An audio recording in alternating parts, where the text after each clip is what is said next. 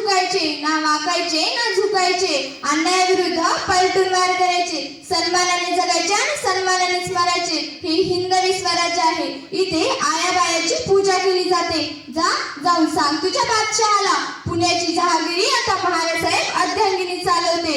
वाघिणीचं काळीज तिचं वाघ तिच्या पोटी, वाघिणीचं काळीज तिचं वाघ तिच्या पोटी, स्वराज्याची धास म्हणे जगदंब जगदंब तिच्या ओठी, जगदंब जगदंब तिच्या ओठी. राजमाता जिजाऊ यांचा जन्म 12 जानेवारी 1598 रोजी बुलढाणा जिल्ह्यातील सिंदखेडा येथे झाला. त्यांच्या वडिलांचे नाव लखुजीदार, आईचे नाव म्हैसाबाई असे होते.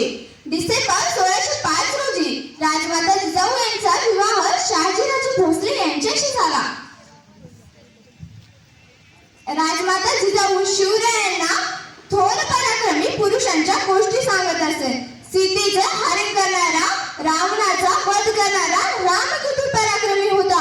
बकासूरचा वध करून दुबळ्या गरिबांची सुटका करणारा भीम किती पराक्रमी होता. दुष्ट कशांचा नाश करणारा कृष्ण किती पराक्रमी होता. अशा थोर पराक्रमी पुरुषांच्या गोष्टी राजमाता जिजाऊ शिवरायांना सांगत असेल. रायगडाच्या वाटेला जाऊ नकोस, सुराडा होईल तुझा आणि त्या 5 लाख सैन्यांचा. रायगड काय मातीचा ढेकूळ नाही, तर तो लावर असा छत्रपती लढवाचा निर्माण झालेला एक योद्धाच आहे.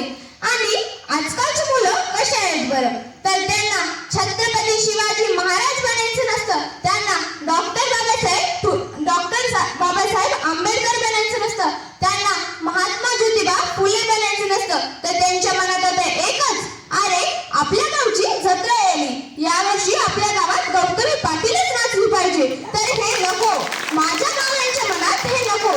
त्यांच्या मनात फक्त एवढंच पाहिजे की मला डॉक्टर बाबासाहेब आंबेडकर बनायचं आहे, मला छत्रपती शिवाजी महाराज बनायचं आहे, मला महात्मा फुले बनायचं आहे.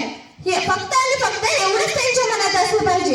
आणि मुलींना एवढंच सांगते की नाचणारे नागिन नाही तर जिजाऊंची वाघीण बना, जिजाऊंची वाघीण बना. मित्रांनो, राजमाता जिजाऊ यांच्याबद्दल बोलावे तितके कमीच आहे. जाता जाता मी एवढंच म्हणते की जे काय बरं वाईट व्हायचं ते बघूनच घेऊ. आम्ही काय मूषकाच्या घरी जन्माला नाही आलो, आम्ही वाघिणीच्या घरी जन्माला आलो आणि सिंहाची सहचारी म्हणून जगत आहोत. अंगणातली तुळस, गोट्यातली गाय आणि घरातली माय यांच्यावरच कोणी वाकडी नजर टाकेल तर त्याची गय केली जाणार नाही. जय जिजाऊ, जय शिवराय.